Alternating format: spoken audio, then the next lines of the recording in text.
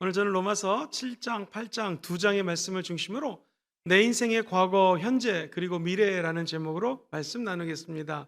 같이 한번 따라해 볼까요? 내 인생의 과거, 현재, 그리고 미래. 나는 누구인가? 두 번째 시간으로 저와 여러분들의 자신의 과거, 현재, 미래를 한번 조명해 보도록 하겠습니다. 어린이를 만나도, 중고등학생들을 만나서, 청년들을 만나도, 3040 젊은 부부를 만나도, 어르신들을 만나도 이 굉장히 힘들어하는 것을 보게 됩니다. 그리고 나는 누구인가 흔들리는 존재임을 깨닫습니다. 그리고 시험을 잘 본 사람도 수능이 끝나고 난 다음에 시험을 잘 보지 못한 학생들도 마음에 흔들리는 것을 체험하게 됩니다. 우리는 이처럼 흔들리는 세상 어떤 믿음 가지고 나아가야 될까요? 첫 번째, 저와 여러분들은 죄와 허물로 죽은 과거가 있습니다. 예수님이 웬 은혜인지 웬 사랑인지 죽을 수밖에 없는 저와 여러분들을 우리 주님이 살려주셨다는 것입니다. 이스라엘 나라의 사람들이 애굽 땅이라는 곳에서 바로왕 밑에서 종살이하고 있었을 때입니다. 무려 400여 년을 종살이했습니다. 응애 하고 아기가 태어났어요. 이 아이는 싫든 좋든 그 땅에 종으로 태어납니다. 그래서 그 나라 지도자들이 이리 와라 하면 가야 되고, 이 무거운 걸 여기서 들어서 저기로 옮겨라 하면 어쩔 수 없이 들어야 됩니다. 싫든 좋든 이스라엘 백성들이 애굽에서 태어나면 그 나라에 종살이합니다. 그것처럼 저와 여러분들도 예수 믿기 전에는 예수 그리스도의 영광 안에 들어가지 않았기 때문에, 아직 자녀가 되어지 않았기 때문에 마귀의 종노릇 하는 것입니다.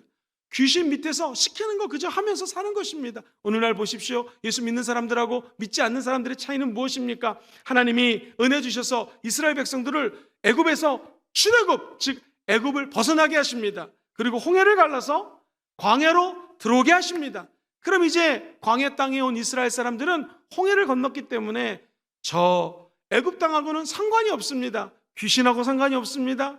예수 믿기 전에 과거의 모든 죄들을 홍해, 영어로는 Red Sea, 한국말로는 빨간 바다에 모두 다 빠뜨렸기 때문에 이제 우리는 예수 안에서 새로운 사람이 된 것입니다. 성경은 예수 그리스도 안에 있으면 새로운 피조물이라는 것이 이런 의미입니다. 예수 안에만 들어가면 저와 여러분들을 하나님이 새롭게 한다는 것입니다. 오늘 우리가 성찬 예식을 하지요. 성찬식은 무엇입니까? 예수님이 십자가에서 몸이 찢기십니다. 그리고 그 찢기신 살을 먹는 것이 떡을 먹는 거하고 똑같습니다. 그리고 예수님이 십자가에서 피를 흘려주십니다. 그 흘리신 피를 믿음으로 마시는 것이 바로 성찬입니다. 누가 이 성찬식에 참여할 수 있을까요? 예수 믿는 사람은 이 성찬 예식에 참여해서 예수와 하나 될 수 있습니다. 그리고 이제는 예수가 우리 안에 들어와서 함께 먹고 함께 사는 은혜를 부어주시는 것이죠. 저는 청년 때 교회를 가면은 목사님들이 설교하시면서 여러분, 아담과 하와의 죄 때문에 우리에게도 죄가 들어왔습니다. 죄인입니다. 이런 설교를 하는데 좀 별로 듣기가 좋지 않았습니다. 내가 지은 죄도 아니고 몇천 년 전에 아담과 하와가 몇만 년 전에 지은 죄 같은데 맨날 저 죄 얘기를 하시는가, 그렇게 생각을 했는데 나중에 목사가 돼보니 그 말이 맞습니다. 아담과 하와가 지은 죄를요, 우리는 원죄라고 얘기를 합니다. 오리지널 신이라고 얘기를 해요. 저와 여러분들이 죄 짓지 않아도 아담과 하와가 지은 죄가, 우리 조상의 죄가 줄줄줄줄줄 우리에게 흐르는 것이에요. 이것을 원죄라고 합니다. 즉 조상으로부터 유전되는 죄. 근데 죄는요, 원죄뿐만 아니라 자범죄가 있습니다. 자범죄는 무엇입니까? 내가 지은 죄예요. 근데 우리 가끔 기도할 때 알고 지은 죄, 모르고 지은 죄를 용서해 주세요라고 기도합니다. 지난 한 주를 돌이켜 보십시오. 아니 2022년을 돌이켜 보십시오. 죄를 졌습니다. 알고 지은 죄도 있었습니다. 습관적으로 반복한 죄도 있었고요, 모르고 지은 죄도 있었을 것입니다. 중요한 것은 무엇입니까? 그 원죄와 자범죄 모든 죄를 우리 주님이 용서해 주십니다. 동과 서가 쭉 멀어지는 것처럼 저와 여러분들이 죄와 멀어질 수 있는 은혜를 주시는 것입니다. 우리의 죄가 진홍같이 붉을지라도 양털처럼 희게 될 수 있는 것은 예수님 십자가 은혜라는 것이죠. 그래서 이제 제가 목회자가 되어서 깨닫는 것은, 그렇구나, 아담의 죄 내 안에도 있었는데 주님이 용서해 주십니다.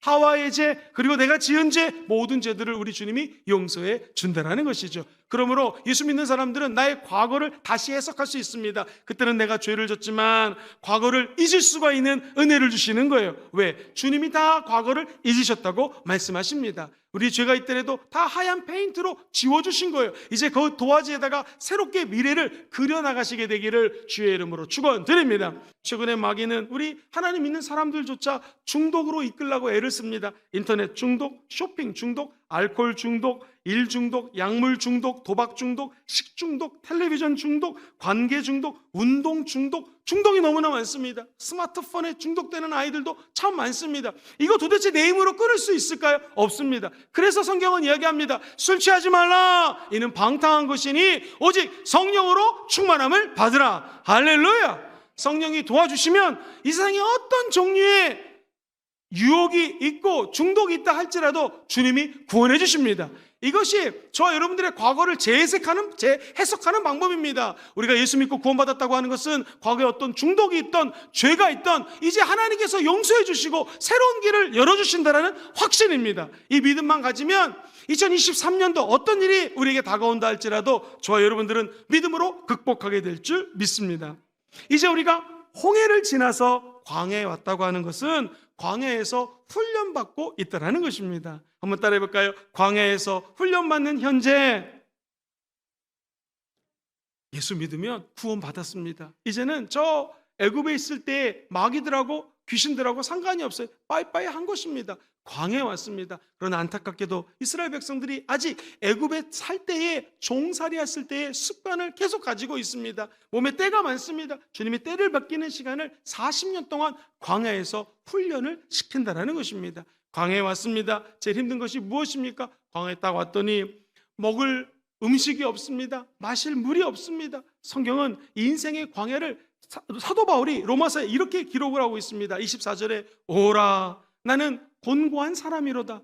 이 사망의 몸에서 누가 나를 건져내라.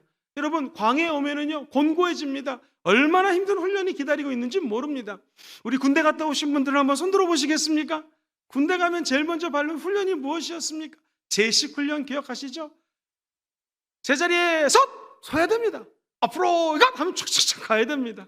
저양 앞으로 가 하면 왼쪽으로 가야 됩니다. 왜 그럴까요? 군대 생활에서 제일 중요한 것은 단체가 돼야 되고 하나가 돼야 됩니다. 그래서 제일 기본적이고 중요한 훈련이 제식 훈련인 것이죠. 이제 세상 때를 벗고 예수 믿기 전의 삶을 청산하려면 광야에서 제식 훈련해야 됩니다. 그래서 밤이 되면은요 불기둥만 따라가야 됩니다. 낮에가 되면 너무나 덥습니다. 그래서 이제는 낮에는 구름 기둥만 따라가야 됩니다. 제식 훈련인 것입니다. 40년 동안 빨리 가면 2주면 끝날 코스를 하나님은 40년 동안 훈련을 시키십니다. 우리도 마찬가지입니다. 이 땅에서 하나님 말씀에 절대 순종할 때까지 주님은 제식 훈련 시키는 것이죠. 이제 내 자아가 깨지고 나의 고집이 없어지고 하나님의 뜻대로 절대 순종하겠습니다 할 때에 가나안 땅에 길이 열리게 될 줄 믿습니다. 광야는 자기 자신을 발견하는 곳입니다. 그리고 어리석었던 자아로 충만했던 나를 회개하고 성령으로 충만한 세계로 들어가는 훈련 과정이 광야라는 거 잊지 않게 되기를 주의 이름으로 축원드립니다. 그래서 시편 기자는 78편 52절에 이렇게 얘기합니다. 그가 자기 백성은 양같이 인도하여 내시고 광야에서 양떼같이 지도하셨더라. 어떠한 광야에서 힘든 일을 만나더라도 우리의 목자가 되시는 예수 그리스도를 믿으셔야 됩니다. 그러면 쉴만한 물가로 인도해 주십니다. 우리 하나님은 사망의 음침한 골짜기로 다닐지라도 해를 두려워하시면 안 됩니다. 그의 지팡이와 막대기가 끝까지 저와 여러분들을 지켜주시는 것입니다. 그 예수 그리스도의 찬란한 은혜의 세계로 꼴이 나시게 되기를 주의 이름으로 축원드립니다. 자, 저와 여러분들이 오늘 구약을 중심으로 말씀드리고 있는데 죄를 졌습니다. 이 죄 사함 받으려면 제사를 지내야 됩니다. 제가 대제사장입니다. 어떻게 제사를 드릴까요? 제가 제사를 드리는 이유는 저도 죄인이고 여러분도 죄인입니다. 그래서 우리의 죄를 가지고 하나님께 용서해달라고 기도하는 것이 제사입니다. 그런데 우리 예수님은 하나님이십니다. 죄가 없으십니다. 그래서 예수님이 십자가에서 죽고 제물 바쳐졌다라고 하는 것은 우리의 죄 때문이고 예수님은 죄가 없는 분이라는 거 기억하시기를 주의 이름으로 축원드립니다. 인간이 드리는 제사는요, 제가 죄인이기 때문에 성소에 들어갔다가 죄를 지면 전 거기서 죽습니다. 다른 제사장이 또 들어가야 됩니다. 10번이고 20번이고 죄를 지은 사람은 하나님을 만날 수가 없습니다. 그리고 매일 제사를 드려야 됩니다. 그런데 우리 예수님은 죄가 없는 분이기 때문에 성소로 들어갈 수 있는 길을 열어주셨습니다. 한번 따라해 볼까요? 단번에 영원한 속죄, 단 일회성 한 번의 예수가 죽음으로 영원한 저와 여러분들의 죄를 용서해 주셨다는 거예요. 그래서 요한복음 3장 16절은요, 하나님이 세상을 이처럼 사랑하사 누구를 주셨어요? 독생자 예수를 주신 거예요. 그분을 믿기만 하면 멸망치 않습니다. 영원한 생명을 얻게 되는 것입니다. 그 예수 그리스도를 통하여 이제 요단강이 갈라지게 되는 것입니다. 요단강을 건너면 적과 꿀으르는 가나안 땅에 들어가는 것이죠. 사랑하는 성도님들, 홍해라고 하는 바다는 유월절 예수 피로 구원받은 것을 상징합니다. 한번 따라해볼까요? 유월절 어린 양 예수님이십니다. 요단강이라고 하는 것은 죽음의 강입니다. 예수와 함께 죽고 성령 충만의 강을 건너면 적과 꿀으르는 가나안 땅이 열리게 되는 것입니다. 여기서 조심할 것이 있습니다. 홍해는요, 성경에 보면은 주님 말씀하십니다. 너희는 가만히 있어 내가 하나님 됨을 알지어다 하면서 홍해는 우리 하나님이 갈라주십니다.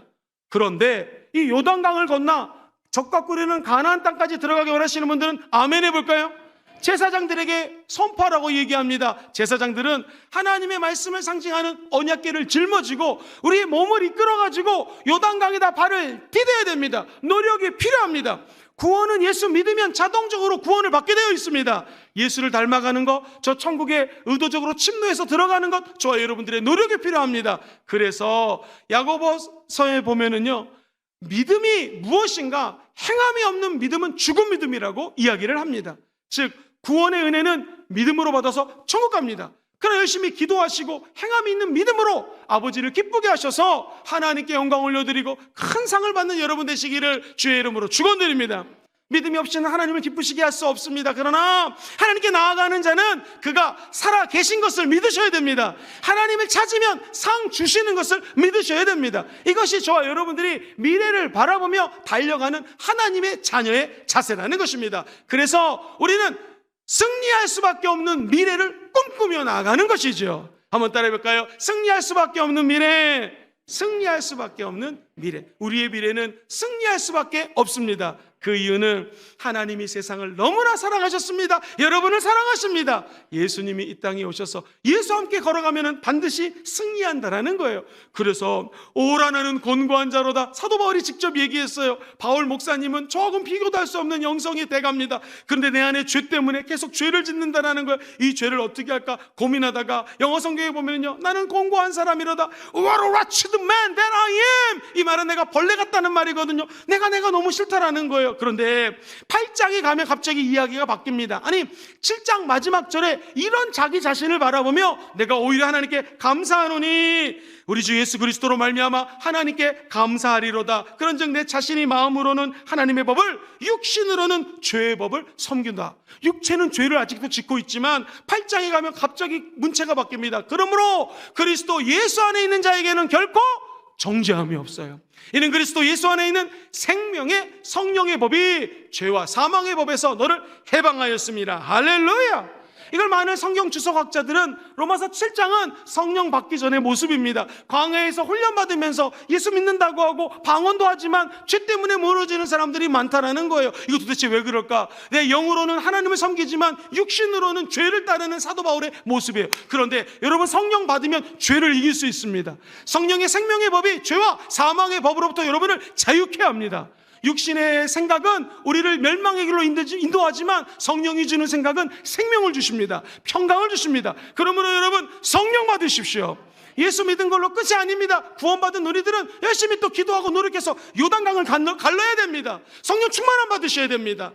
사도 바울이 자기의 삶을 정리하면서 나는 선한 싸움을 다 싸웠다.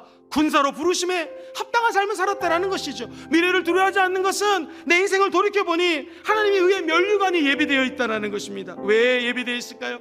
나는 나의 달려갈 길을 다 마쳤다라는 거예요. 운동선수로서 최선의 노력을 경주했다라는 것입니다. 그리고 무엇보다도 나는 마치 농부처럼 믿음을 지켰다라는 것입니다. 우리도 천국 가기 전에 사도 바울처럼 선한 싸움에 승리하시기를 주의 이름으로 축원합니다. 달려갈 길 다 달려가십시오. 끝까지 믿음을 지키시는 여러분 되시기를 주의 이름으로 축원드립니다. 그러면 미래는 여러분의 것일 것입니다. 우리 한번 말씀을 정리하겠습니다. 우리 인생이 무엇입니까? 잠시 있다 사라지는 안개 같은 것입니다. 그런데 성경은 얘기합니다. 과연 나의 과거는 무엇이고 나의 현재는 무엇이고 앞으로 미래는 어떻게 전개될 것인가? 과거 한번 따라해볼까요? 죄와 허물로 죽었던 과거, 죄와 허물로 죽었던 과거. 현재는 어떤 현재입니까? 광야에서 철저히 훈련받고 있는 현재입니다. 우리 미래는 어떻습니까? 같이 읽어볼까요? 시작. 승리할 수밖에 없는 미래. 이 미래를 두려워하지 마시고 기쁨과 담대함으로 맞이하시게 되기를 주의 이름으로 축원드립니다.